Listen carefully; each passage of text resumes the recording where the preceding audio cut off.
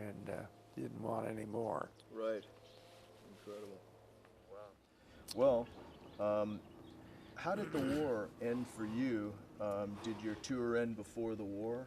Now my tour ended on VE Day in Europe, VE in Europe, which was about the 7th of May, 40, 45, and I got an emergency leave to go home after about a week after VE Day, and my wife had uh, lost a set of boy twins, and the American Red Cross arranged for me to get an emergency leave, and so that was the end of my time in Europe. But they were preparing me to go to the Pacific and fly B-29s. That was the next step, and I had a month's leave and was to report to duty to learn to fly the B-29, and along came the A-bomb, two A-bombs, and the Japanese surrendered, and they said, if you want out, you have enough points to get out. And so I decided I didn't want to stay in and be a regular Army fellow. And so I got out the October 31st, 45. And that did not end my flying career, however, because about a year later, they formed the Air National Guard in Ohio, and they had a fighter group there. So I became part of the fighter group. It was air inspector, a group air inspector, and flying all over the Middle West. And it was fun to fly F-51 fighters as a change from the B-26 bomber. Oh, yeah. It was indeed a switch. Well, where were you living when the war ended? Well, I was living in Columbus, Ohio, with my parents at the time of VJ Day, and then I established a residence there in Columbus, and was there for about 5 years before moving to Indiana. I was wondering how life was back home, what life was back home at the time when the war ended. At the end of the war? At the end of the war. Well, everybody had gone through rationing, so they hadn't gotten all the butter and all the gasoline and all the food and things they wanted, but that soon was behind us, and things became more normal during the late 40s, after the war days, right, up until the time of the Korean conflict. Well, I'm curious what you were doing, where you were living after the war and what you were doing for a living. I went into business with my father in the wood preserving business, creosoted railroad ties, telephone poles, electric utility poles, and the like. And so I was with him for about 5 years. In 1950, I moved to Columbus, Indiana, and I was in the same type of business, but it was my own business as a sole proprietorship.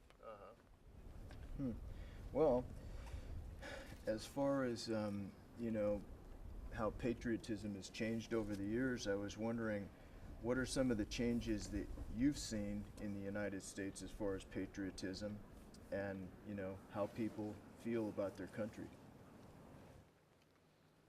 Well, I am afraid that I see an awful lot of young people that don't have much love for their country and find an awful lot of fault who want to not bite the bullet on, for instance, the war over in Vietnam. I mean, in Iraq, the war in Afghanistan need our full support, and I don't see it coming. There's two of the three candidates who want to bring our forces home immediately, and I think it would be a disaster. It would create a vacuum over there, and the whole Middle East would be down the tubes. We would have wasted 5 or 6 years of our fine young men who went over there to serve by pulling out, and I hope that doesn't happen. I have a great deal of respect for John McCain as a war hero, and I'm not sure that being a POW for 5 years particularly makes him any kind of a super warrior or to become a super commander-in-chief, but he's so far ahead of the rest of them that it's no choice. Right. Mm-hmm. Well, that kind of leads to this question. What do you think about the direction the country's going in today? Well, I'm sorry to say I fear for my children and grandchildren that if things don't get better, this country is going to the dogs. They don't seem to have the patriotism that I saw when I was growing up. And it disturbs me greatly. Yep. Well, in your opinion, how important is the illegal immigration issue here in the United States? Well, I think that's one of the big problems we have in this country. I think our present administration has been just as lacking as the previous administrations in allowing the borders to be open. People coming in illegally and then wanting their citizenship and want all the benefits. You go over to the hospital and everybody's got a freebie except those that citizens that have insurance, and it just isn't right. So something's got to be done to close our borders, yep, or else. Mm-hmm. Yep. Well, kind of leads to, how do you feel about the melting pot or multiculturalism that we are seeing here as well? Well, of course, America is made up of immigrants. Always, the whole country's full of immigrants. My forebears came a long time ago, but they still came, and I wouldn't want to shut the door, but I want them to come in the proper way, and take their citizenship as a privilege, and learn the English language, and become integrated into the citizenship angle. Right. Well, when you see the protesters like Code Pink or MoveOn.org, how does that make you feel? I get furious. It makes me angry, and I don't know why they don't just turn the hoses on them and sweep them out of the streets. Yeah. That's what they deserve. Yeah. Mm-hmm. I understand the feeling. And now, to take us right up to the present, the date being May 2008, what is your take on the current presidential candidates. You have Well, Hillary, Barack Obama, and John McCain.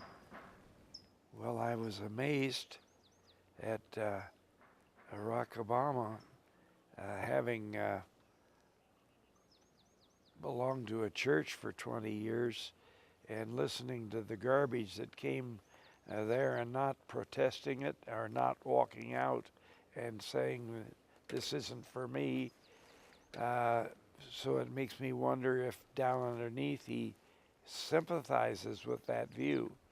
His wife said the only time she was proud of being an American was when they nominated her husband to the presidency. And here she's had the finest education that anybody could have. She had scholarships everywhere. And to say that that's the only time you've ever been proud to be an American is a big turnoff to me. And as far as Hillary's concerned, I think they've had their time at bat, and I wouldn't want to see them back. So that pretty much leaves it to the Republican candidate, and he has his drawbacks and shortcomings, but it's probably a lesser of evils, is the way I see it. Is there anybody in the country today that expresses a viewpoint similar to yours? Well, I was totally in favor of Mitt Romney, and I thought that he was the brightest fellow that I had seen on the scene. He had been very successful as a businessman. He had good ideas, and I think he could put this country back on a secure business footing more than anybody else. But his religion is certainly against him. There's a great deal of prejudice against the Mormon church in this country, and it's too bad because I have a lot of Mormon friends, and I find them to be very fine people, and I wouldn't worry one iota about having a Mormon as president, but I don't think he's going to get it. The only thing we might hope for is that he might be selected for vice president. But there again, there's this great prejudice against the Church of the Latter-day Saints. People think they're spooky. Right. And so it could hurt McCain's candidacy to pick him out. Mm-hmm. And yet he'd probably be the best man he could have. Right. That's where I am today. Right. Well, as far as anybody in the media, talk show hosts or on radio or in the media, is there anybody in the country today that expresses a viewpoint similar to yours? Well, I'm prejudiced.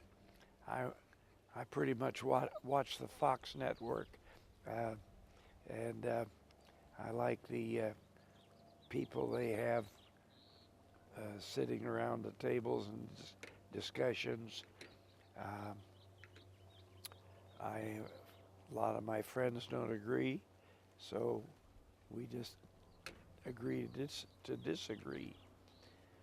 Well, I drive a lot, in the afternoon when I'm out doing errands and stuff, and I tune in the Savage Nation on channel 910, I think it is, and the Savage,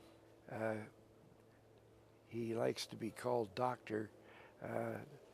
Dr. Savage is an outspoken fellow and pretty much speaks my kind of language. He doesn't hold back, and if he sees somebody saying or doing something that he doesn't like, he's very outspoken, and I like to hear it. So, yes, he's a good patriot. I think it's been extremely exciting now to talk to you, and I want to thank you for the interview, and I'd just like to say that I feel it's an honor and a privilege to be in your company. And I hope that in the future, people will look back and remember the magnificence of your generation and what you sacrificed for the free world.